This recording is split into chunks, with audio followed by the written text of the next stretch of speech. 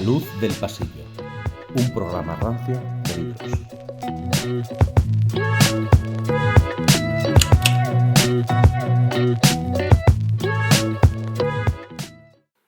Afrontamos hoy, en esta grabación, la primera emisión de La luz del pasillo, un programa, disculpen el atrevimiento, con el que pretendemos hablar de libros, esos compañeros de viaje que hacen nuestra vida mejor y más interesante. Son esos objetos, los libros, los protagonistas fundamentales que nos convocan y nos convocarán mes tras mes para charlar y discutir. Esperamos que sin que la sangre llegue al río, o sí, siempre y cuando sea metafórica, en este y otros lugares. Y aprovecho para agradecer a la librería Sin Tarima que nos haya cedido este espacio para la grabación del día de hoy. Novela, poesía, teatro, filosofía, cine, ensayo y literatura en general irán marcando la senda temática de esta aventura en la que nos acabamos de embarcar un grupo de personas que compartimos una pasión, la pasión por leer y por conocer. Sabemos que algo así, un programa de libros a secas, puede sonar extemporáneo o anacrónico en estos tiempos de rapidez y McDonaldización de nuestra vida cotidiana. Nos importa, simple y llanamente, esa percepción un carajo. Nos gusta leer y hablar de lo que leemos, y para eso y por eso estamos aquí, en un programa, como ya he dicho, de libros, pero para lectores y lectoras. Antes de presentar a nuestros invitados de hoy y el tema que vamos a conversar, permítanme hacer una brevísima introducción sobre el formato y desarrollo de La luz del pasillo. En cada emisión escogeremos un tema o una obra o un autor o autora sobre la que orbitará el debate con nuestras y nuestros contertulios.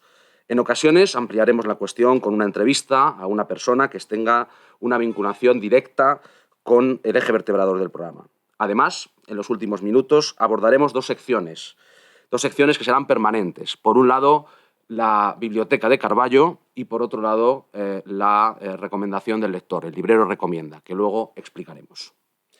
Libreros, bibliotecas, es decir, lugares donde compartir la lectura, esa es la idea de este programa, compartir lecturas, pero también, y por eso nos llamamos así, La luz del pasillo, recordando o pensando en esos lugares de lectura en soledad, que al final es una soledad común, la soledad común de la lectura que queremos pues aquí difundir y comentar, ¿verdad? No pretendemos ser, por tanto, un programa ni comercial, ni tampoco queremos ser políticamente correctos. Queremos discutir con pasión de una pasión. Queremos romper, en la medida de nuestras modestas posibilidades, con la monotonía rampante que domina nuestros días y también en el campo de la literatura y el saber.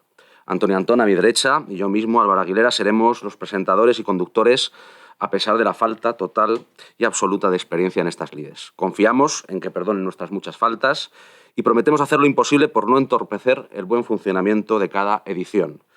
Como digo, sabemos que todo puede sonar enormemente anacrónico, pero uno de los motores que nos ha impulsado a emprender este viaje es precisamente la nostalgia por aquellos viejos programas, desde La clave, A negro sobre blanco o Qué grande es el cine, en los que se buceaba de forma no superficial ni frívola en el océano del conocimiento. Quizá precisamente por eso, por ese buen recuerdo de aquellos programas, hemos escogido, para abrir la singladura de La luz del pasillo, un tema que tiene en la literatura constantes y permanentes ramificaciones: la nostalgia. Pero si hablamos de nostalgia, una cosa que nos hemos dado cuenta últimamente es que quizás damos por hecho el significado del término.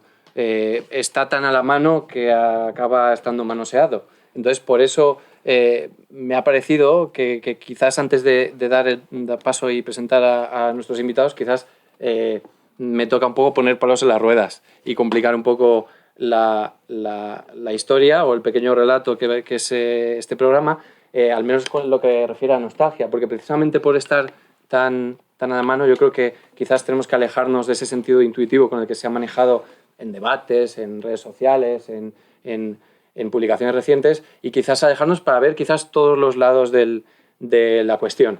Así que dejadme que solo hable o ponga dos ejemplos extraños, marginales.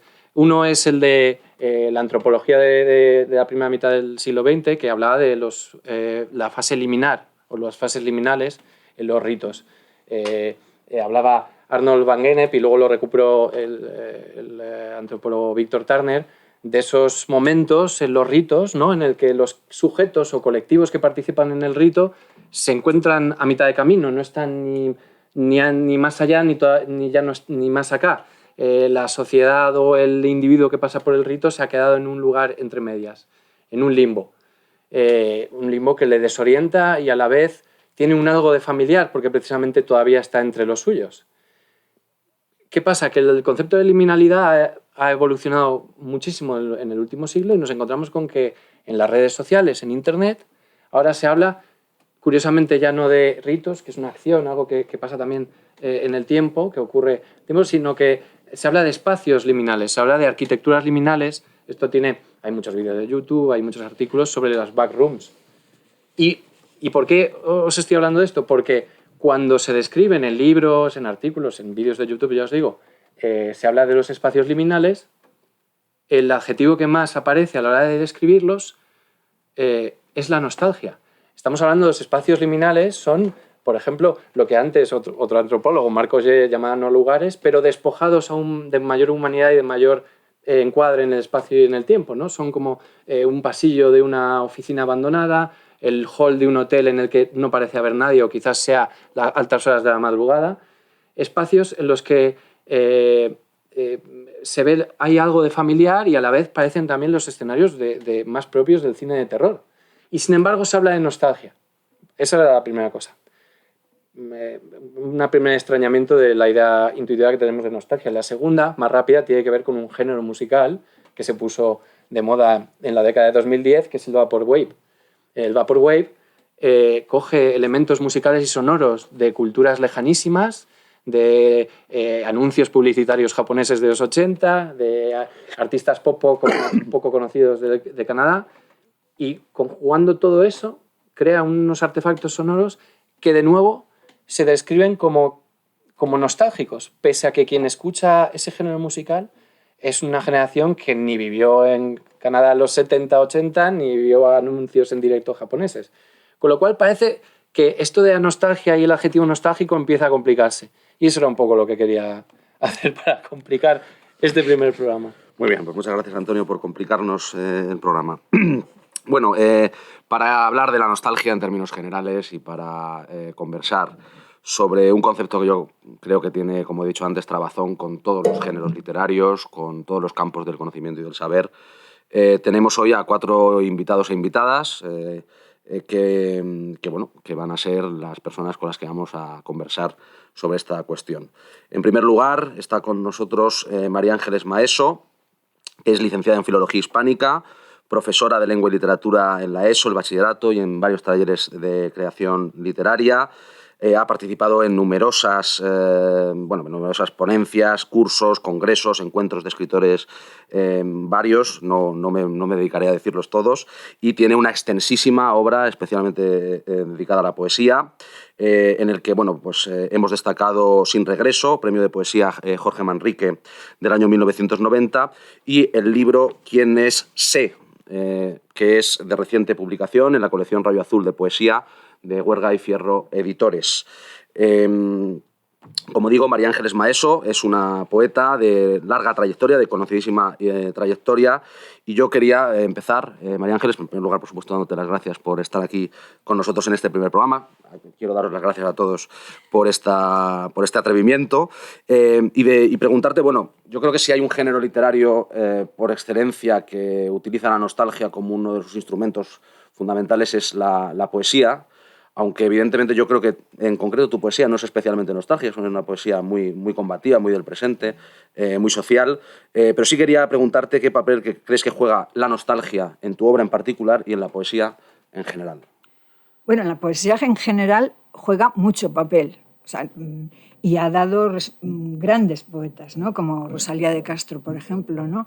Es capaz de dar el salto desde el contexto simbólico y real en el que está insertada, donde todo viene con una añoranza, ¿no? Y dar el salto hacia denunciar precisamente ese carácter regresivo del pensamiento, ¿no? Entonces, es un elemento importante en la lírica. Yo creo que en mi caso no es mi punto de partida. Yo no tengo demasiada poesía nostálgica.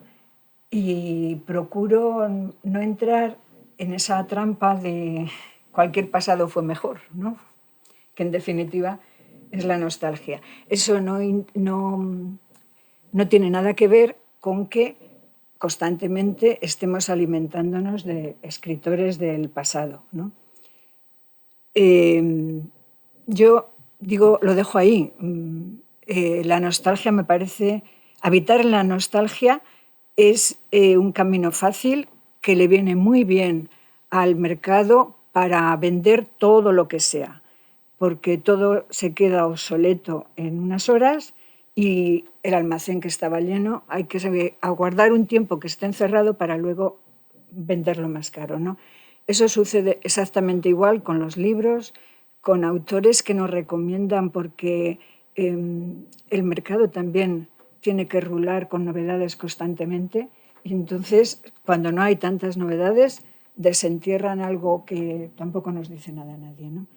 Entonces, mi postura ante lo nostálgico es que es un sentimiento regresivo en el que no todo lo que recordamos es bueno. Es decir, nos hacemos la trampa, pero no todo lo que recordamos sucedió tal como lo recordamos, sino que la memoria lo embellece. Y eso es la mejor trampa para el mercado, para vender también, ¿no? Es muy poco poético lo que he dicho, pero... No, es fantástico. Y has sacado un tema que es el del pensamiento regresivo, que me da pie perfectamente a presentar a Nerea, no porque su pensamiento sea regresivo, sino porque se ocupa del pensamiento por antonomasia, o sea, por la historia de la filosofía. Ella es divulgadora, escritora, filósofa. Aparte, no solo ha escrito y ha dado cursos, sino que además ha montado un proyecto que lleva muchos años que funciona muy bien, que se llama Philosophers, desde el cual ejerce y divulga la filosofía. Y bueno, uno de sus últimos libros es el de Filosofía entre líneas, aparte de libros de texto de filosofía que bien le está costando, que son, a mí me admira porque es una labor ímproba. Y publicó este libro que tuvo mucho éxito, Filosofía entre líneas, en el que además se ejerce, o sea, se lleva a cabo un tipo de divulgación filosófica que a mí me parece fantástica porque apuesta por una narrativa compleja, o sea, es audaz y además lo pones en primera persona, lo cual me lleva además a preguntarte justamente con esa conexión con la nostalgia y con otros afectos, ¿no?, que aparecen en el libro. Es decir, como decía Novalis, realmente la filosofía es nostalgia, en cierto modo. A ver, de alguna manera sí, porque necesitamos pensar en los que yo llamo mis amigos muertos, ¿no? O sea, que hay más nostálgico que pensar en los muertos y en lo que dijeron.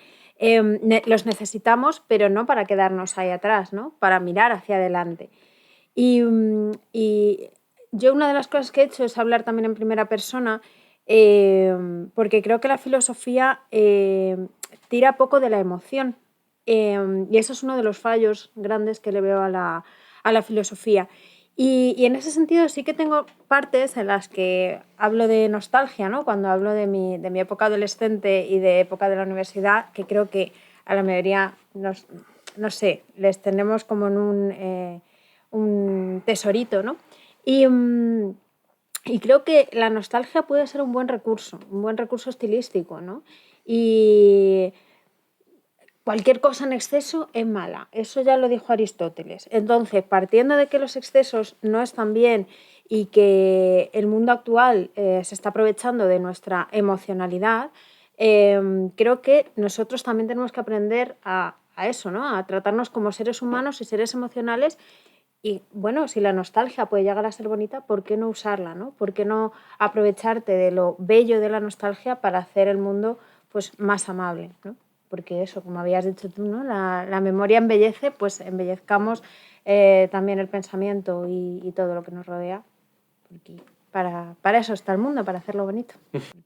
Bueno, pues hablando también de hacer el mundo bonito, también tengo que presentar a nuestro siguiente invitado, que es Rafael Reig. Rafael Reig es novelista, fundamentalmente, escritor. Pasó su primera infancia en Colombia y realizó estudios de filosofía y letras en Madrid y Nueva York, donde se doctoró con la tesis Mujeres por entregas, la prostituta en la novela del siglo XIX. Cuenta con una extensísima trayectoria docente, con una extensísima también trayectoria literaria, ha escrito en numerosos medios de comunicación, ha publicado numerosas novelas. Le han echado de casi todos. Y bueno, su última novela es El río de cenizas, publicada por Tusquets en la colección Andanzas. Bueno, Rafa, además, tengo que decir que es amigo personal y me gusta mucho tenerle hoy aquí en el primer programa, y además a mí me encanta toda su literatura.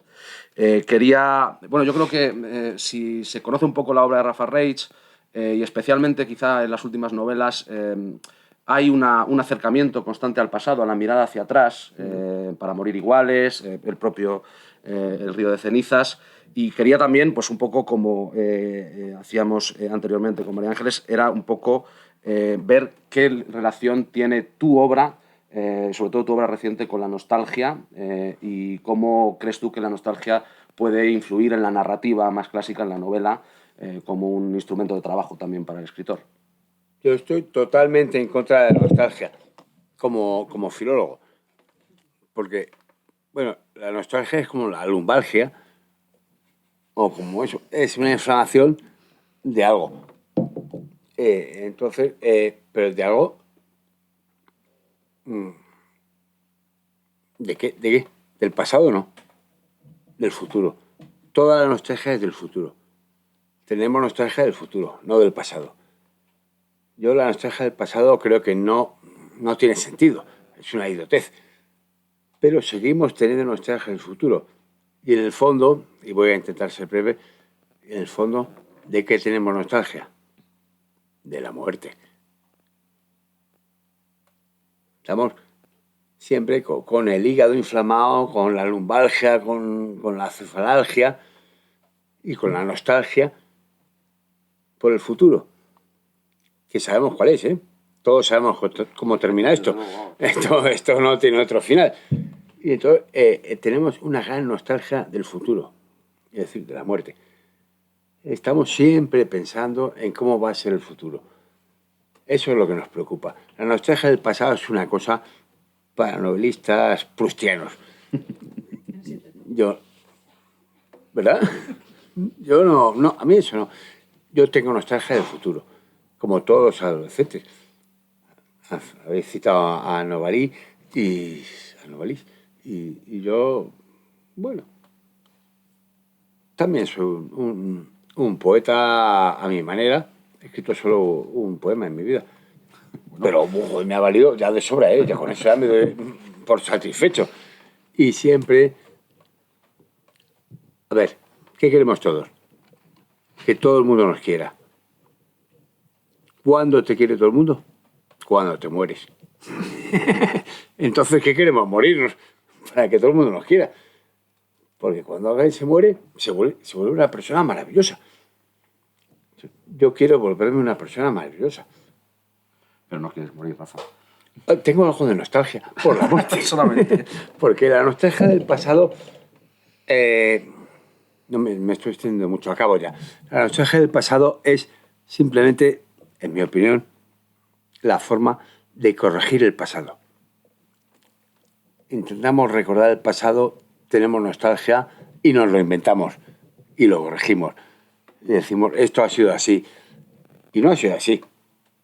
Hemos sido todos unos gilipollas. Bueno, algunos sois todavía jóvenes. Pues sí que ya os daréis cuenta de que hemos sido unos gilipollas toda la vida. Y entonces yo creo más en la nostalgia por el futuro que por el pasado. Y con respecto al pasado pienso lo que decimos siempre los comunistas. Con el comunismo uno nunca sabe el pasado que le espera. Yo en concreto nostalgia siento por una cosa muy concreta que me has recordado ahora, y es una de las primeras veces que te vi presentar un libro, que fue en la librería Viraneta, en Quevedo. Joder, Quevedo. Sí, a finales de los 90. Era un libro de la chica, Creo que con Constantino Bértolo. Constantino, y era un libro sobre Palestina. Sí, con Teresa Aranguren. Con Teresa Aranguren, exactamente. Y fue en los 90, creo que recordar. Yo la llamo chica porque para mí es una chica. Y eso es mi entrada para hablar también, para presentar a otro de nuestros invitados de lujo hoy, que es Eduardo Maura, que es profesor de Filosofía de la Complutense, ha sido diputado ha publicado artículos, investigaciones y ediciones. ¿Cómo?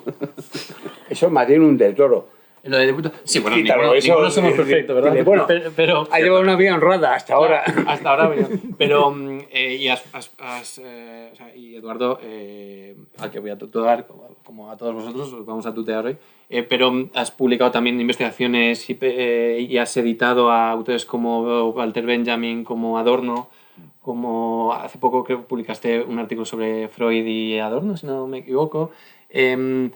Y bueno, y uno de tus últimos libros es Los 90, Euforia y miedo en la modernidad democrática española.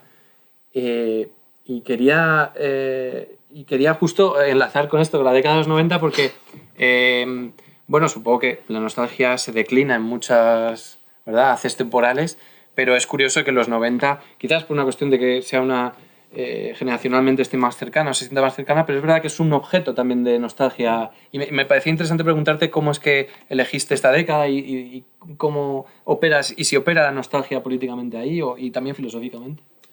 Sí, bueno, gracias por la invitación, lo primero, muy, muy agradecido. Yo empecé a escribir este libro estando en política, así que no podemos borrar esa parte de mi producción, digamos, aunque solo sea por esos orígenes, vamos a llamarlo, orígenes oscuros, digamos. Le tengo aprecio a Mética, la quiero mucho.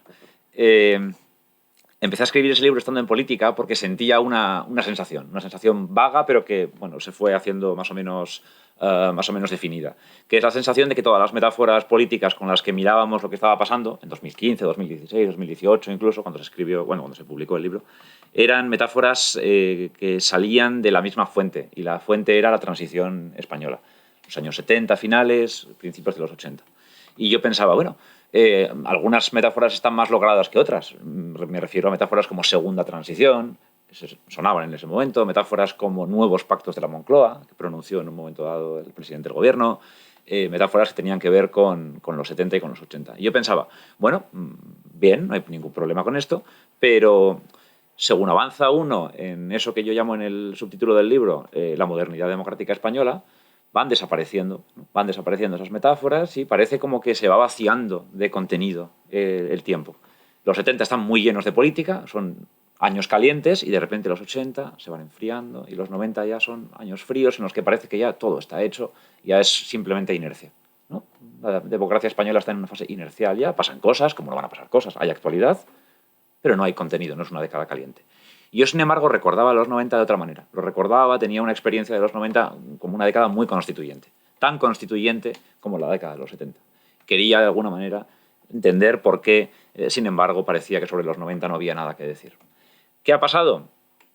Que desde que yo escribí este libro, alrededor de 2016-2017, y desde que lo publiqué en 2018, ha habido una pequeña avalancha de productos culturales que vuelven a los 90. Es decir, que varias personas estábamos a la vez, sin conocernos, compartiendo a veces generación, pero ni siquiera eso en algunos casos. Lo que estábamos haciendo era pensar esa centralidad, esa nueva centralidad de los 90, como una década donde habían pasado cosas que eran decisivas para el presente. No todo lo que tiene que ver con la modernidad democrática española pasó en los 70, y es herencia de los 70.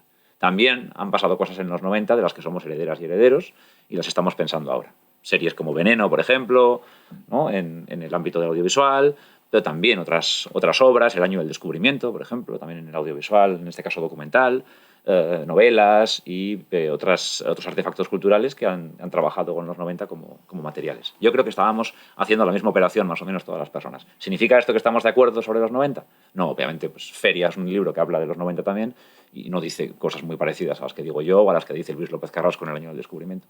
Pero es interesante, creo, que todos estemos volviendo de alguna manera, ¿no? Creo que los 90, y en ese sentido entiendo por qué hay una cierta nostalgia, se han revelado una década mucho más caliente y mucho más llena de contenido. O, como decía yo, una década con cualidades, ¿no? No es una década sin cualidades, sino una década con cualidades. Y eso, pues yo me alegro de haber aportado un granito de arena, en el mejor de los casos, quizá, pero haber aportado algo a ese redescubrimiento.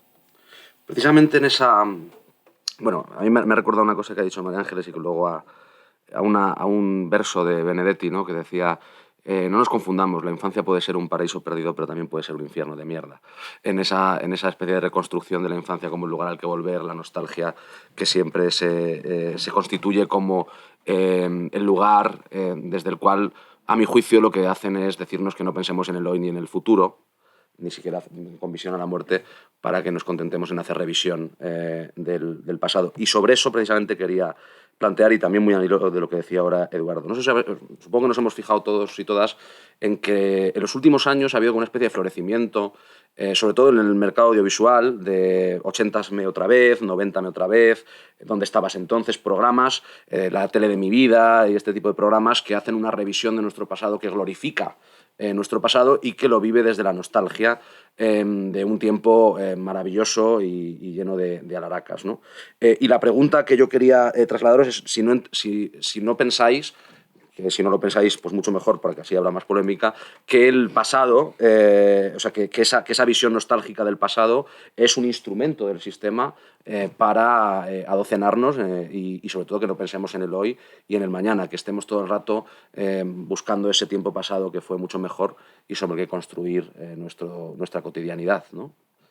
Sí, va un poco en la línea de lo que yo respondía antes, ¿no? Yo, acerca de la añoranza de que todo tiempo pasado fue mejor, me parece que existe una manipulación en búsqueda de obtener beneficios económicos que es muy sospechosa. Pero también hay otro elemento que es el ejercicio de la escritura. Los años de los que habéis estado hablando, de los 90, como etapa prodigiosa de publicaciones, de propuestas políticas, yo lo recuerdo como un infierno. O sea, para mí fueron los peores. O sea, no sé de qué podemos beber ahí. Lo que recuerdo perfectamente era el informe Petras, secuestrado, mandado por Felipe González, porque ese informe ya estudiaba que todo lo que venía para el futuro de España a partir de la reconversión industrial que planeaba el presidente era nefasto, y todo se cumplió. Y la máquina generadora de crear paro y pobreza y miseria con los proyectos de la reconversión industrial se cumplieron a rajatabla, a pesar de que secuestrara el número en el que salió publicado, que algunos lo tenemos, ¿no? Entonces, de esas idealizaciones que, para que no se meta ruido, para que no se vea esto como un paraíso de pobres y de los... ¿Recordad? Bueno, no lo podéis recordar. O sea, los parados iban pidiendo por las puertas de las casas, porque tampoco los derechos de empleo estaban funcionando, ¿no? O sea, fue una etapa terrorífica. ¿Qué es lo que se creó para ese momento? Hacía falta que la cultura se mojara. ¿Y cómo se mojó la cultura? Creando la movida, que fue el gran espectáculo para separar y poner un telón donde los barrios de la periferia eran un hervidero de paro, de yonkis, de peligrosidad, de hogueras, de todo esto. Al mismo tiempo, en barrios como el mío, creamos un movimiento que se llamó La Parada, frente al movimiento de la movida. Y algunos nos movíamos y dábamos mucho la guerra con eso, porque la movida no era ningún movimiento cultural, la movida era para tener a la gente atontada todo el día, porque estaban preparando, sabían el paro y la miseria que iban a crear. Los Torroja, los Urquijo, los Cano. Todos los hijos de la burguesía estaban en la movida. También murieron muchos. Madrileña, ¿eh? Bueno, pero sí, quiero decir hombre, que... los pobres también mueren. Eso, claro, no digo que morir no te hace. Nos morimos todos.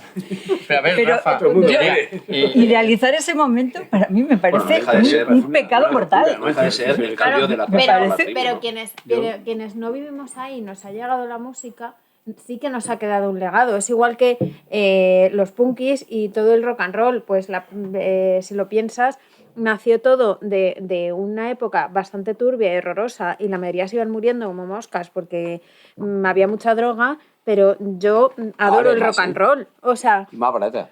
entonces, Barbaridad. Digo yo. Que el mundo es una mierda, lo sabemos todos. Que lo podemos idealizar, pues también. No, Que hay pero que por ideal- ejemplo, la movida en el País Vasco no era lo mismo. No, exactamente. Pero eso no Era salía. política. O en Vigo, ¿no? Claro. Era política. O en Vigo, por ejemplo. O sea, la movida era la movida madrileña. Eso es. Los 4 pijos de Madrid. O sea, eso sí que fue una cosa orquestada claramente. Yo, en fin, tengo ya una edad. Yo publiqué mi primera novela en el año 90. O sea, cuando hablamos de los 90, yo sé muy bien de lo que hablamos. Yo también. Yo ya era mayorcito. Y bueno, eso era el tocomocho. O sea, Pero vamos a ver qué Cumplió más. muy bien su objetivo. Disculpadme un Yo momento. quería ordenar. Por citar un libro de Rafa, Venga, entonces, sí, ¿la por nostalgia favor, es caníbal por favor. o es productiva? O al menos nos puede servir como síntoma de una época o síntoma incluso de una literatura o de una novela. O sea, ¿es productiva? ¿Nos puede servir de utilidad como Fíjate, índice? Yo creo que sí, o sea, de hecho yo soy la primera que he dicho la nostalgia es un motor.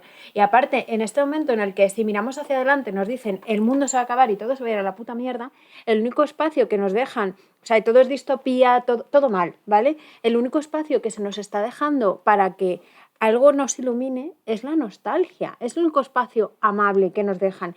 En la cultura, la mayoría de las cosas que nos hablan que tienen que ver con algo amable o agradable son series nostálgicas. Igual hay un problema ahí y es que la cultura y la izquierda no está haciendo un espacio de progreso y de iluminación de un a mí me camino. parece raro lo que dices. O sea, decir, nos dicen que no hay futuro, pero que podemos cantar rancheras. Claro, Más o menos, yo, ¿no? al hilo de esto, Da igual, ¿no? no sería quizá que Yo qué sé. la idea del futuro como religión de Bloch se ha cambiado por el pasado como religión. Es decir, esta cosa que nos habían vendido del futuro como religión, que lo desarrolló Bloch, ahora es el pasado como religión, precisamente como un espacio amable que no lo fue, porque no lo fue, y nos están construyendo esa idea, ¿no? Ese planteamiento. Vamos a ver, varias cosas. Han salido ya unas cuantas, entonces a ver si consigo ordenarlas. Por un lado está la famosa idea de que todos los tiempos son tiempos de crisis, sin excepción, todos. Desde este hasta el primero. Pero quizá lo que yo aportaría en este momento es la idea de que la nostalgia tiene que ver con el deseo. Fundamentalmente tiene que ver con el deseo. ¿Dónde ubicas el deseo? En ciertas condiciones que sí pueden tener que ver con los horizontes socioeconómicos, con los horizontes culturales, con los horizontes vitales, con los horizontes existenciales. Cuando se cierran esos horizontes, cuando el futuro no se siente futuro, ¿no? Sino que se siente bloqueo. Puede ocurrir que un buen lugar donde ubicar el deseo sea el pasado. Y obviamente, partiendo de la base de cómo funciona la memoria, de que, como decía Freud, no todos los recuerdos son recuerdos encubridores de algo, siempre. Partiendo de la base de cómo funciona la memoria y de cómo funciona la nostalgia, probablemente el pasado sea uno de los lugares más productivos para ubicar el deseo. ¿Qué pasa? Que eso puede tener consecuencias políticas nefastas, puede tener consecuencias políticas al mismo tiempo ambiguas, como mínimo, puede ser reconfortante en un cierto sentido, pero también peligroso en otro. Quiero decir que no son sensaciones o sentimientos unívocos. Hay una cierta ambivalencia siempre, ¿no? con la nostalgia, ¿no? Por un lado es cómoda, por un lado es reconfortante, por otro lado pues, es improductiva políticamente, por ejemplo. En política es muy improductiva. Claro. Pero, por terminar, lo más importante es cuántas posibilidades tenemos, dónde podemos ubicar nuestros deseos, dónde podemos ubicar el deseo. Si solo lo podemos ubicar en un sitio, por supuesto tenemos un problema que es cultural, un problema que es de horizonte vital, individual y colectivo. Se trata no tanto de, yo creo, desechar todo el pasado o de desechar todo el presente o de soñar solamente con el futuro como algo pues, puramente ideal, que no tiene sustancia.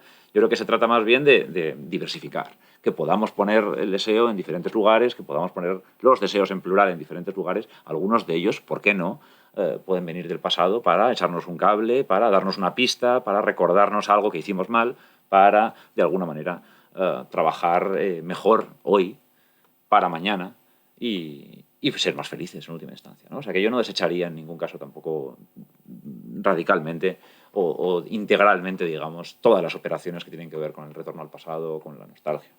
Proust, por ejemplo, es un escritor radicalmente antinostálgico, en mi opinión, en ese sentido. María Ángel. Yo no quiero hacer un alegato en contra, ¿no? Simplemente advierto.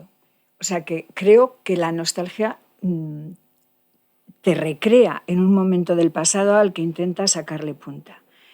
Frente a una experiencia real de hechos y de historia y de datos que te está diciendo que todo lo que estás considerando lo valioso fue algo que no te llevaba a ninguna parte, ¿no? A mí me parece que hay mucha historia documentada y libros de historia, pero que en literatura, en cine, en pintura, en otras artes, se ha abandonado ese rigor de lealtad al hecho histórico. Y entonces enlanteces una época en la que cuando no están matando abogados, están condenando a muerte a uno detrás de otro, y eso lo tenemos la gente de nuestra edad, lo hemos vivido. Y hablar de nostalgia de esos años y de la transición,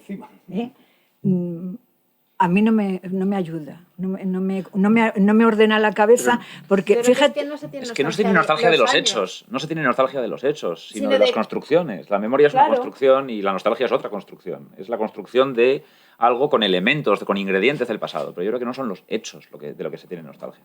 Es más bien de la sensación que de familiaridad, de la sensación de que eso era conocido, que era previsible. O de lo que tú de que aquello daba algo, de que aquello llevó a alguna parte. Era terror. De que aquello es la época del terror. Es terror. ¿Qué nostalgia vas a tener? Energética es la nostalgia del futuro. ¿Pero? Yo tengo nostalgia de un futuro distinto, de una sociedad diferente. Esa es mi nostalgia. Sí, pero sin necesidad de tirar de ahí. De los secretos y de los grupos de los 80, no, de eso no tengo ninguna nostalgia. De cuando yo tenía 20 años... Pero ninguno de los productos culturales a los que yo me he referido antes, por ejemplo, son nostálgicos en ese sentido, ¿eh? De los 90, por ejemplo, Las niñas, de Pilar Palomero, o El año del descubrimiento de Luis López Carrasco, son películas que no tienen nada de nostálgicas de los 90, específicamente. La movida es algo anterior. ¿Cómo vas a hacer nostálgico en los 90? ¿Qué vas a hacer? ¿Nostálgico de los 60? No, pero los 90 ya... Bueno, o sea, tú vas por las tiendas ahora mismo y los 90 son los 60 de mi generación. Una película de los 90, ¿de qué va a ser nostálgica? Una película de ahora que trata de los 90, pero que no vuelve a ellos con nostalgia, vuelve a ellos para repensar una cierta escena originaria de Yo creo que lo que hay que repensar es el futuro, no el pasado. Hay que tener nostalgia de un futuro mejor, de una sociedad más libre, más igualitaria. De eso es de lo que hay que tener nostalgia. Yo creo que he hablado antes de la nostalgia del futuro y sigo pensando lo mismo. Nosotros estamos, creo que casi todos, del mismo bando, diciendo tenemos nostalgia de otro futuro. Porque lo que da ganas de llorar al irse a la cama por la noche es decir, el futuro ya lo han decidido otros. Tenemos una responsabilidad de decir, no, tenemos nostalgia de otro futuro. Echamos de menos eso. Echamos de menos tener la capacidad de poder vamos pensar a luchar el futuro. por ello. Eso es lo energético, eso es lo que nos pone en marcha, es decir, vamos a luchar por un futuro mejor. Porque hay mucha gente que está esperándolo. Sí, sí. Entonces, para mí la nostalgia del pasado, bueno, eso está bien para tomar copas en los bares, pero políticamente, ¿qué nos interesa? La nostalgia del futuro. Como ahí parece que estamos todos de acuerdo, que no tiene un volantazo, dejarme dar un volantazo y volver a la literatura. Muy bien. Una literatura, porque me ha interesado mucho el tema que has sacado de Proust, como antiintuitivamente, ¿no? Y que te ha llamado la atención. Ese tema, por ejemplo, el hecho de que Proust no sea nostálgico, es decir, pongamos que esa caricatura de Proust fuese acierto, ¿lo haría peor literatura que fuese una literatura construida sobre una nostalgia banal y superficial? ¿Automáticamente serían peor literatura? No, yo creo que Proust tiene una nostalgia nada banal. Tiene una nostalgia profundísima, inteligentísima y muy articulada. Pero desde luego que toda su obra es nostálgica, bueno, a mí no me cabe duda. Es que no hay otra forma de verlo, ¿eh? Tú no lo ves así, ¿no? No, yo he leído la novela con otros ojos. Cuéntamelo. Con otros ojos. Hombre, bueno, a ver, los 8 tomos. Sí, queremos saberlo. Los 8 tomos, ¿eh? No es una novelita, ¿eh? Si hay un, vamos, por antonomasia, un escritor al que se vincula con la nostalgia es Proust, y precisamente es muy interesante que haya una visión completamente distinta. ¿No? Sí, a ver, La cuando... Versace tan perdido. Sí, pero ese tiempo perdido pertenece al registro concretamente de la memoria involuntaria, es decir, que no es la memoria que reivindica Proust no es la de la inteligencia, es la memoria involuntaria, así llamada, y esa memoria involuntaria no tiene la forma de un retorno al pasado, tiene más bien la forma, no, Se llama no. el último tomo. Cuando pisa, De Tan sí, pero Retrouvé. sí, claro, pero no es volver al pasado para quedarte en el pasado, es volver al pasado para poder vivir la vida entera. O sea, al final la identificación entre vida vivida y literatura es lo que mueve la novela hasta el final. Lo que él ha hecho es darse cuenta de que tenía que hacer todo esto, para poder contar O sea que la auténtica vida. El escritor nostálgico es Philip K. Dick. No, Proust es el futurista. lo que digo es que Proust no está contando una época Podría pasada. ser. ¿Cómo que no Proust no está contando una época pasada Hombre, por Dios. para volver a ¿De qué ella. está hablando del futuro? Rafa, déjame terminar. No está contando una época pasada. Es que me No está exalto contando. cuando oigo estas cosas. No está contando una época pasada para quedarse en ella, para volver a ella y regodearse en ella. No ha salido de ella nunca. De hecho, Sigue ahí. de hecho, Para él las mejillas de su madre eran como las mejillas de la almohada, todo, o sea, él seguía ahí. No salió nunca de ella. Pero eso se queda en el registro, como decías, de la memoria involuntaria. claro, él no está queriendo volver. Él no es la inteligencia la que vuelve al pasado. Lo que pasa es que la relación en la literatura, Hombre, esto ocurre en la literatura, si entre el Proust- pasado y el presente. Si Proust no usa la inteligencia para volver al pasado, ¿quién cojones la usa? Sí, pero que insisto, Francamente, ¿eh? la diferencia entre memoria voluntaria y memoria involuntaria es muy Siempre lleva toda la importante. contraria, pero es que de verdad, eso No pasa nada porque nos llevemos la contraria. Lo que sí que es muy Por importante, terminar. como dicen desde sonido, Por para que terminar. termines, es que no os interrumpáis unos a otros. Por Termina, terminar, favor, creo que la manera en que Proust trabaja con los materiales del pasado, ¿no? Por ejemplo, con la visita a Madalena. Venecia, o con la Madalena, son maneras no nostálgicas de operar con el pasado. ¿Por qué? Porque no se trata de volver a la Madalena en sí tal como sucedió. Se trata simplemente de darse cuenta de que sin esa experiencia vivida no puede haber literatura. Se trata de eso. Y para mí eso es una manera de hacer literatura hacia adelante, de producir la novela. Al final, en la matiné final del tiempo recobrado, cuando va a la matiné y ve a toda la gente vieja, la que ha conocido, que se ha vuelto a casar y a recasar y a recasar, se ha arruinado, que ha vuelto, que ha ido. Etcétera, sí. Esa matiné final no es... el resultado de la matiné no es decir, cómo hemos envejecido, estábamos mucho mejor Sí, antes. sí, dice No eso. dice eso. Sí. Lo que dice es, ¿ha hecho falta todo esto para poder escribir esta novela que es mi vida? Que es todo lo que yo tenía que hacer en esta vida. Mi vida es el pasado, sí. Ha hecho falta todo esto, no tiene un esfuerzo. Y entonces, en tu visión... No es cómodo, no es un pasado un cómodo. autor, por ejemplo, que sería nostálgico, o una novela. Philip K. Dick. No sé, Por ejemplo, si, ¿no? si lo ve así. Si los androides sueñan con ovejas eléctricas, nos parecería... No, ha sido una aportación de Rafa. Ya, por eso digo, por eso digo que la tuya... Si, que- si Proust es futurista, No, pero yo tampoco entiendo que haya dicho Tú has eso. editado, bueno, no sé, sí, has editado, es que iba a decir que igual es irnos a la filosofía, pero bueno, me da igual. No creo que nadie me lo Nostálgico prohíba. es en Aire y Simón, por ejemplo. No, estaba pensando hemos que, Eduardo, tú has editado a Rousseau. Rousseau se le suele considerar, ¿no?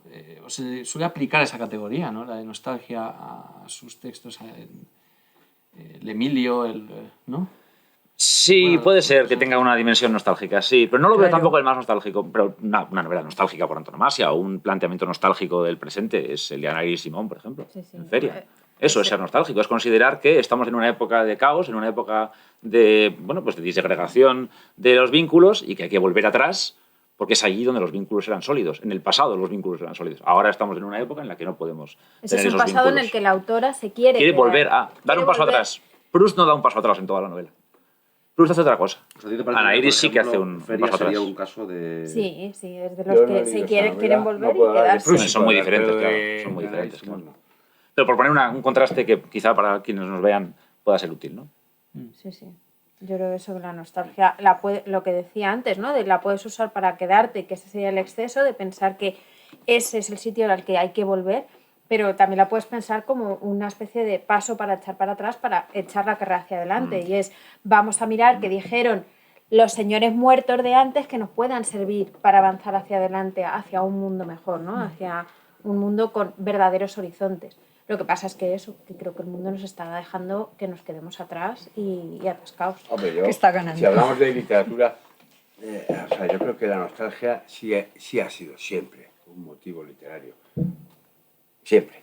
Sin duda. Y creo que no es ni regresiva ni progresiva. Es un motivo melancólico, yo qué sé, Villon, Le Neige d'Antan, nuestro... ¿Cómo se llama? Las flores de antaño. ¿Cómo No se sé. llama? El de... ¿Dónde están los rocíos de la Sera, los prados? Yo es que tengo una memoria ya como un colador. Sí. Yo no sé. Es que no estoy segura Sí, de Rubén, si no, es- a ti te habla de- Jorge Manrique. Ah, Manrique. hombre. O sea, el viejo Topos. Es un buen ejemplo, sí. Del Ubisunt. Sí. Eso es la nostalgia, el Sí. Topos del Ubisunt. Y eso no es en principio políticamente operativo. Yo no creo que sea ni progresista, ni regresivo, ni nada. Es simplemente un sentimiento melancólico que con Sartre también. Sí. O sea, eso ha sido, la literatura está tejida de eso. Incluso, si me lo permites, yo opino que Proust también. Pero Pero el programa Podemos hablar de Proust el programa en el no próximo es sobre programa. Marcel Proust. El programa, Además, estamos en el centenario. podemos hacer un día. Bueno, Estamos en un centenario, además. sí, Proust. eso me parece que es connatural al hecho de escribir. Bueno, Uno escribe para dejar constancia de Le Pélédan y Terjadi, las viejas, Hablando. las bellas damas de antaño. Uno escribe para recordar algo. Como decía Machado, ¿no? Se canta lo que se ha perdido, etc. Yo creo que en el centro de la literatura está siempre la nostalgia. Curiosamente, creo que uno de los libros que más veo últimamente que se publican son cartas y diarios. Mucho. O sea, es un boom el que hay de eso que me parece salvaje. Y creo que también es una manera de decir, aquí estamos haciendo dinero con la nostalgia. Y Hombre, claro. el otro día intenté leerme cartas de gente y me dio vergüenza. O sea, me sentí como la vieja del visillo mal. Pues o sea, no te vuelvo a escribir una carta jamás. Si te da me vergüenza sentía leerla. muy incómoda porque yo decía, jolín, imagínate que en el futuro alguien se dedica a leer mis WhatsApps. ¡Qué vergüenza! O los diarios, ¿sabes? No lo sé. Hombre, no es lo mismo, ¿eh? La correspondencia de, yo No qué lo sé. de Bueno. Scott Fitzgerald que los WhatsApps de alguien. Bueno, pues porque en No, aquel entonces se vamos. hacían correspondencia. Pero si tú, no sé, miras los diarios de Hannah Arendt, son fragmentos así random Cierto. que dices, tío, yo no sé si debería de estar leyendo esto, ¿no? Pero se ha puesto de moda de una manera salvaje. Pero eso sería un caso de lectura nostálgica, ¿no? Es decir, No, los el autor. géneros, los Sí. géneros del yo. Claro, pero es un género del yo. La autoficción, en el por que es ejemplo, el sería lector un el que caso. busca. Pero Pasa desde esa línea. luego el autor o la autora no lo hace con ánimo nostálgico escribir lo que ha vivido hoy, supongo. Me estaba Yo no leyendo ahora un escribo diarios. libro que es Recuerdos del futuro de... Me vais a perdonar, pero es la mujer de Paul Auster, que no me sale el nombre, Siri Siri Hustvedt. Hustvedt. Sí, Es Siri que el Hustvedt. apellido es como Siri Hustvedt, sí. Hustvedt. Vale, pues, y es muy curioso porque hace como si fuera un diario desde su presente con 60 años. Recupera su diario de cuando tenía 23 años y a la vez está recuperando una novela que escribió con 23 años. Entonces hace ahí como una metaficción y una nostalgia de la nostalgia dentro de la... Y es como... Madre del amor hermoso, o sea, cuando me dijiste, vamos a hablar de nostalgia, dije, vamos, o sea, y me ¡Con parece... Siri! Con Siri ¡A por para- todas! Y ese me parece como un libro muy del momento, ¿no? Dándole vueltas y más vueltas al tema. Y eso, que la cultura nos está dejando ahí atascadamente. Claro, ahí, ¿qué diferencia habría entre memoria y nostalgia? Bueno, Siri Hustvedt la trata en su obra mucho, desde el punto de vista neurológico incluso, y también literario. La y nostalgia, filosófico. entendemos que la nostalgia tiene un añadido. El psicoanálisis también ha trabajado mucho la Claro. diferencia entre melancolía, duelo, memoria y nostalgia, precisamente. Pero yo desconfío más de las modas, ¿no? Creo que es mucho... No vamos a llegar a los sótanos de quien levanta un momento histórico, porque no tenemos ningún poder ni para acceder a todo eso, ¿no? Pero sí sé... Para la humanidad. La humanidad se fracturaría de inmediato. Ay, me pierdo el hilo. Habéis mencionado el... Ay, por favor, ahora no me acuerdo del título que habéis dado, del que se queda solo en la isla, el Robinson. Robinson Crusoe es un ejercicio matemático en un momento en el que se tiene miedo a la sociedad industrial. Y entonces, analizar el Robinson como canto de idealización al que yo, hombre primitivo, salgo adelante con mis manos y con mis pezuñas. Vamos a ver. Un capitalismo es decir, que un comercio triangular. Del Robinson se puede decir lo que se quiera, pero es un ejercicio de la mentalidad burguesa de la época que tiene miedo a la revolución burguesa, que es la de esa época, y entonces embellece al individuo aislado, al náufrago que se alimenta, pues no sé, de pasear olas y comer caracoles. Pero tampoco eso es un cuento inocente. O sea, es un cuento que las relaciones sociopolíticas, económicas del siglo XVIII, ¿no? Trabajan para que todo lo simbólico esté también a su servicio. Y el Robinson es un hijo de eso. Totalmente de acuerdo con eso. Vale, pero menos mal. eso va también por Rimbaud, por Baudelaire, por Rubén Darío.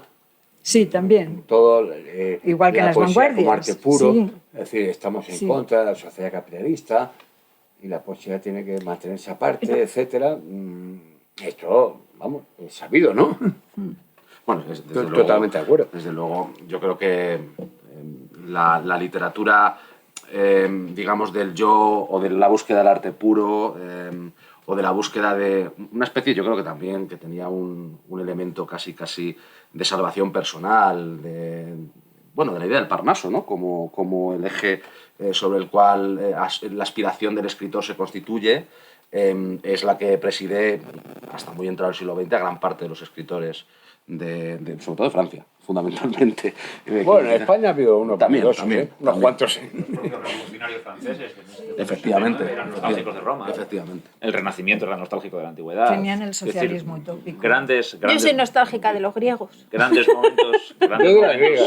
momentos de ruptura, por ejemplo, con el pasado han sido en nombre del pasado anterior al pasado con el que se quería romper, ¿no? O sea, que a veces la nostalgia tiene esa función también, ¿no? De bisagra, para que vuelva a un pasado anterior que rompe con el que se quiere, con el inmediatamente anterior a ti, que es el que quieres dejar atrás. Bueno, hay rupturas diferentes. Has hablado de Rimbaud y me he acordado de... Pero muy poco, ¿eh? Ya, bueno, me has citado. Suficiente para desencadenar un... No me puedes acusar de nada. Bueno, a ver... Que tu memoria involuntaria ya... Sí, mi memoria involuntaria ha venido. El impacto que tuvo... o sea, cuando leí las leí seguidas, no sé por qué, la biografía de Enid Starkey, de Rimbaud, y la de Graham Robb, que luego la publicó Tusquets. Y es la de Graham Robb todavía más bestia. Sí, no sé. Pues vete al médico. Sí, bueno, ya he ido. Hoy no. Claro, el giro en la vida final de Rimbaud es como una puesta en práctica de la destrucción de toda nostalgia, ¿no? Cuando directamente, supuestamente, incluso acaba En las minas. y dedicándose incluso al tráfico De armas. de armas No, de esclavos, y de esclavos. Esclavos. Entonces, no sé, me pareció curioso que... Y con una ¿A ti te parece? que la lucha contra la nostalgia, en este caso contra la nostalgia literaria, también puede tener finales... Yo creo que Rimbaud solo podía terminar siendo traficante de esclavos, ¿eh? No tengo esa... Pero bueno, esto es otro programa sí, también. Le veías madera, ¿no? Sí, le veía, madera de... no sé... A mí me pasa como, quiero pensar que a El niño todos, que terrible. cuando leo las biografías me pongo del lado de Verlaine, claro. Claro, sí. Bueno, tenemos que ir No poéticamente. cerrando la parte del me gusta mucho. debate. Otro día hablaremos de los... De los franceses. Claro, sí, los grandes románticos franceses. Los del y pasillo, los franceses. Hay que hacer una tertulia francesa y una griega para ti. También. Hablaremos también Si de te gustan Aristóteles, los griegos. Platón, Eurípides, Sófocles. Aquí vamos a hablar un poco de todo en la luz del pasillo. Yo, una última pregunta, pero de contestación muy breve, porque yo creo que algo que ha sobrevolado todo el programa es... no quisiera plantearlo en unos términos simplistas, ¿no? Pero que como que hay una nostalgia construida por el mercado, por elementos exógenos para dirigir el pensamiento y dirigir nuestra percepción de la realidad, y hay otra nostalgia que puede ser un instrumento válido, una fuente sobre la cual articular una propuesta narrativa, literaria, incluso de pensamiento. Entonces, yo sí que sin demasiado desarrollo. Podríamos hablar, por tanto, de una nostalgia que puede ser buena y una nostalgia que es mala. Vamos en orden. Eduardo. Bueno, has definido de alguna manera, aunque es verdad que este es un debate amplísimo, la diferencia entre nostalgia y memoria. ¿No? La memoria sí que es una operación productiva a partir de la cual se reconectan fragmentos que podrían estar desconectados por los diferentes sucesos cotidianos y que tú reconectas de alguna manera para hacer algo con ellos.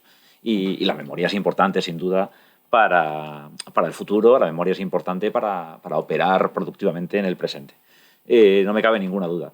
Sobre nostalgia buena y nostalgia mala, o lado claro y lado oscuro de la nostalgia. Yo tiendo a pensar que políticamente la nostalgia a la que estamos asistiendo hoy, que creo que es la que nos convoca, la de hoy, es una nostalgia tirando a reaccionaria, es una nostalgia de bloqueo y ante la imposibilidad de avanzar o ante la dificultad para imaginar futuros posibles, mejor poner las energías y los deseos en el pasado, buscando allí soluciones. Creo que ese tipo de mirada reaccionaria, sea de izquierdas o de derechas, porque también hay izquierdas reaccionarias, esa mirada reaccionaria no tiene, a mí me resulta conflictiva, no me gusta.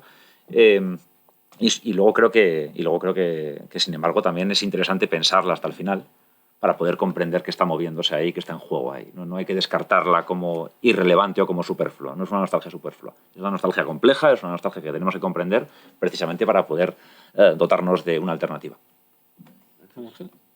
Yo creo que lo has dicho muy bien. Que hay... Yo tiendo hacia mis propios recuerdos y sé que hay una etapa de la que no quiero recordar nada. O sea, de eso que sé... Matrimonio, porque a mí eso me ha pasado también. No. Tiene que ver con complicaciones políticas, ¿no? Pero, perdóname Y lo una ha cosa. dicho muy bien él. A propósito de esto que me he acordado antes, de cuando Manuel Fernández Cuesta publicó su libro sobre la historia de la transición, lo tituló La transición sangrienta, Sí. ese libro, fue violentísima la respuesta. Porque digo porque conectaba con lo que estaba... Pues sí, seguramente. O sea, a mí me hablas de nostalgia y la tengo estupenda de los 0 a los 5 años o a los 10. Y a partir... No, de los 5 no, pero de esa etapa primera hasta los 10, perfecta. Luego fueron cadenas de internados, de expulsiones y pasos a las historias políticas, ya clandestinidades, ya todo eso. Y entrar en todo eso frente a lo que te están diciendo tu nostalgia es esta, pues es que no coincide con nada. Y ese es mi rechazo al discurso dominante, ¿no? Yo, es que él lo ha explicado todo muy bien. Sí. Yo lo único es eso, que creo que hay que tener cuidado también con que la nostalgia es una emoción. Nos están haciendo ser personajes cada vez más emotivos y menos racionales, ¿no? Menos de memoria y más de nostalgia. Entonces creo que nos toca un poco el intentar reconducir hacia el pensamiento sin quitarle emoción, ¿no? Que por ejemplo mi libro es, te doy las dos cosas, pero te meto el pensamiento y la memoria y no te las divido, ¿no? Y creo que ahí tenemos un trabajo por delante que hacer los que nos dedicamos a los libros para recuperar el pensamiento y salir un poco de la emotividad constante. Rafa. Bueno, yo creo que Álvaro ha dicho que la nostalgia, lo habéis dicho todos, que estaba en manos del mercado, que era algo exógeno. Yo hago preces para que el mercado sea algo exógeno y no sea endógeno, porque últimamente yo creo que el mercado nos lo ha metido dentro. Y por eso abogo por una nostalgia de un futuro distinto y no por una nostalgia del pasado. Y creo que hacia esa es donde tenemos que ir. Muy bien, pues ahora vamos con una sección que, como he dicho al principio del programa, es permanente y que se llama la Biblioteca de Carballo.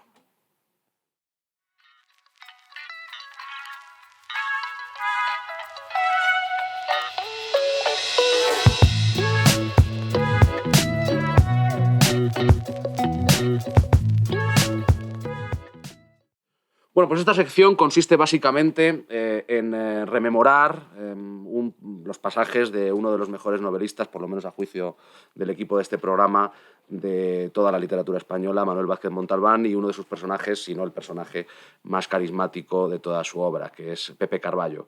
Como sabrán ustedes, Pepe Carballo tenía una biblioteca en su casa de Valvidriera, con la cual encendía en muchas ocasiones la chimenea cuando tenía frío y escogía aquellos libros que entendía que, o que habían cumplido ya su papel o que merecían pasar a esa condición de ceniza. Y la idea de esta sección es, por un lado, volver a introducir algunos libros en esa biblioteca porque los recomendamos o que sirvan para encender la chimenea que alumbre nuestras conversaciones. Así que les pedimos a nuestros invitados que nos recomienden o nos desaconsejen alguna obra literaria reciente o de mucho tiempo atrás.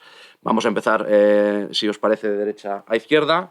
Eduardo, ¿has traído ambas cosas o solo una? He traído un solo libro, pero quería recomendar dos. Me ocurre algo que entiendo que nos es familiar a todos, que es que he prestado el libro que quería recomendar y me he dado cuenta cuando he ido a por él esta tarde. Voy a recomendar en primer lugar un libro de Mark Fisher. Mark Fisher es un filósofo, es un pensador británico. Tu cámara, creo que es esa. Británico, recientemente fallecido.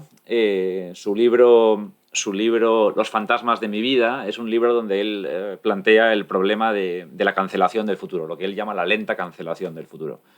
Es una idea según la cual el futuro ha dejado de ser el lugar de la experimentación para convertirse en el lugar de la ansiedad, la angustia, el pánico, el bloqueo, y cómo realmente esto nos obliga a cambiar la manera en que pensamos el tiempo, el paso del tiempo, la evolución también política de nuestras sociedades. Creo que es un libro que se ha vuelto clásico, que es útil que se conozca, que se discuta.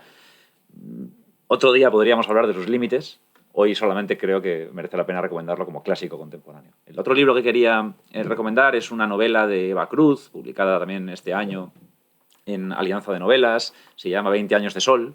Es la historia de dos amigas que pues sufren una experiencia, han vivido mucho juntas, pero sufren una experiencia, les ocurre una cosa que no pueden tramitar, que no pueden soportar, que destruye para siempre la relación que mantenían, y lo que les obliga a hacer es a buscar la manera de borrar ese recuerdo, de borrar esa experiencia radicalmente. Esto tiene una dimensión psicológica, una dimensión neurológica, una dimensión personal también. Es curioso cómo conecta muy bien los niveles, digamos, médico, psicológico, político y todo ello en una clave muy interesante de crítica del presente también, crítica del conformismo de ambas amigas protagonistas de la novela. 20 años de sol.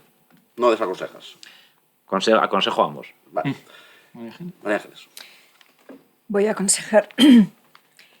hay que ponerlo así, ¿verdad? Sí, bueno, ya se verá. Si no hacemos zoom. Si no hacemos un inserto. Es una antología de poesía de un poeta libanés muy poco conocido aquí. De hecho, creo que es la primera antología que aparece. Se llama Wadis Saadeh.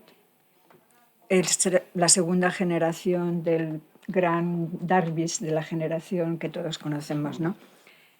Me parece impresionante el trabajo que están haciendo las editoriales pequeñitas, sacando a la luz joyas como, para mí, es la poesía de este poeta, y por eso tenía interés en hablar un poquito más de él, pero os voy a leer dos poemas muy breves. Lo encontraron con la mano azul extendida, cual ala de abejarruco, y la boca entreabierta como si quisiera cantar. El siguiente poema dice: abrió la mano y contó con los dedos los muertos. Luego contó con los dedos de la otra mano. Añadió los colores que lo rodeaban, las ramas del árbol que estaban frente a su casa, las plantas del sendero, las hojas del bosque, y antes de dormirse añadió su propio nombre. Este es el poeta que os recomiendo, que me parece fundamental. Muchas gracias. ¿Y desaconsejas? Y sí, y yo sí traigo uno para Inauguramos desaconsejar. la chimenea. Leña al fuego. Es esta edición de Don Quijote de la Mancha. Bueno. Sabéis ya cuál es, ¿no? Sí. Bueno, me parece una incongruencia total hacer una edición de 1000 páginas con un prólogo de Vargallosa para Mas Inri y adaptada al castellano actual, en papel Biblia. O sea que todos hemos leído El Quijote tal como sale de la impresión. No es tan complicado. Eso es. Y lo hemos leído con edades escolares. Y mi nieta está leyendo el Quijote en condiciones igual. Entonces, de pronto esta gente... Pero que ¿de voy qué a gente decirlo- es? Porque si no se va a quedar... Andrés Trapiello. Yo no sé, pero- Andrés Trapiello. Andrés Trapiello. Vale. Con el prólogo de Vargallosa. Entonces, esto Eso también va si a juego, está... ¿no? Sí, El va a prólogo. juego, va a juego. Es bueno el prólogo, estoy viendo. Claro. Es bueno, ¿no? Claro, lo recomienda perfectamente. Si lo haces en papel Biblia, no lo estás haciendo para un público infantil, porque yo entiendo las adaptaciones en preescolar, en primaria, en viñetas, en todo lo que quieras. Pero a quien se está dirigiendo un libro de estas condiciones, no tiene ningún sentido que sea adaptado. Cabe pensar que es un adulto. Así que este es mi libro. ¡A la buena! Andrés, si quieres venir, el guante está echado. Por supuesto. Y yo no me he posicionado sobre la opinión de María Ángeles. Es posible que defienda tu edición, pero para eso tendrás que venir. Y si vienes, te aseguro que los pasos no serán perdidos. Bueno, pues yo me parecía muy obvio traer sobre la nostalgia de Diego Garrocho. Vamos a ir con la autónoma a tope. Mola mucho porque explica muy bien el término nostalgia, en qué momento aparece. O sea, lo que nosotros no hemos hecho, que es decir, ¿qué es la nostalgia? Pues él Yo lo sí lo he explica. dicho, he hecho que era una inflación de Bueno, de algo sí. que no está. Pero- No está. Quedamos mal de tiempo. venga. Bueno, pues eso, que está muy bien explicado y está muy bien escrito y eso, muy útil.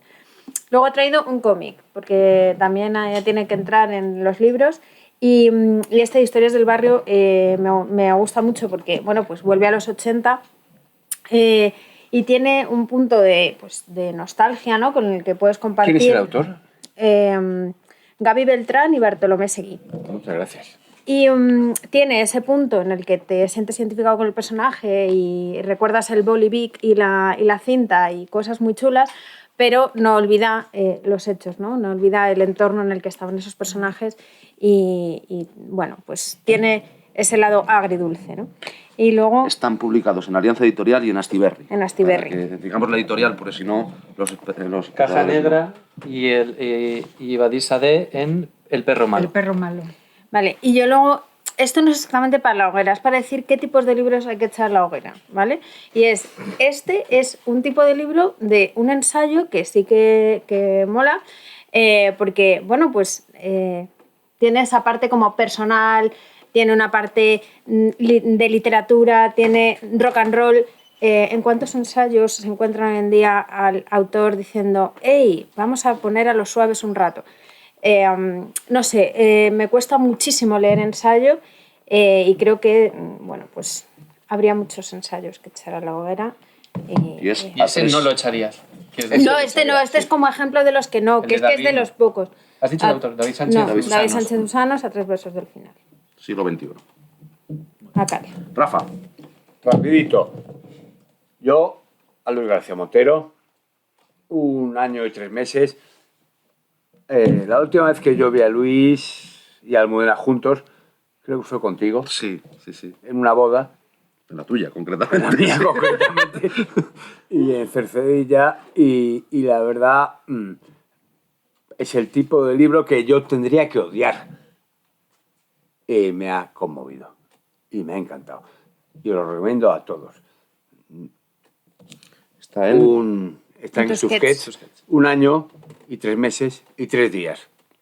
Que ahora sé, mirando para atrás, algo así, que son los más felices de mi vida.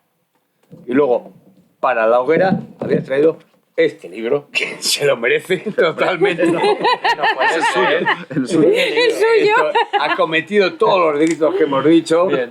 pero bueno, como es mío, pues lo voy a dejar aquí. No que golpes la mesa. Enseñalo a esa cámara, porque no se ha visto bien, nos dicen. Ese- No, pero lo he enseñado yo al Pero al principio. final he Pero pensado también que- has traído otro. Mira, de para Rafa. hacerme un poco el punky, de uno de Sánchez Ferlosio, que yo estoy harto de la Pero ferlosolatría. ¿cuál? Ah, ya. El testimonio de Raforth es un truño. No se puede leer. Es inaguantable y nadie lo dice. Todo el mundo dice que es maravilloso. nada de acuerdo, pero me estoy riendo. Yo admiro mucho a Ferlosio, yo Sí. sus ensayos sobre Hegel y sobre el capítulo 4 de la fenomenología del espíritu, pues los sigo mucho, me gusta mucho, y sobre el carácter y el destino y tal. Pero esto, Sí. léete 2 páginas y te trae ictericia. Entonces, esto, por favor, al fuego, rejuvenecedor. No. Digo, venga. Bueno, pues muchas gracias. Teníamos tanto Antonio como yo libros para recomendar y para desaconsejar, pero nos hemos quedado sin tiempo. Muchas gracias, Eduardo. Muchas gracias, María Ángeles. Muchas gracias, Nerea. Muchas gracias, Rafa. Hemos pasado un primer episodio de La Luz del Pasillo apasionante y esperamos veros a todos y a todas en alguna ocasión futura. Y nada, pues ahora vamos con la última de nuestras de nuestras secciones, que es la del Librero Recomienda, en la que una persona de esta librería, de Sin Tarima, recomendará un libro que tenga que ver con este programa. Daros las gracias una vez más, dar las gracias a Sin Tarima una vez más, y nos vemos el mes que viene con otro programa de La Luz del Pasillo.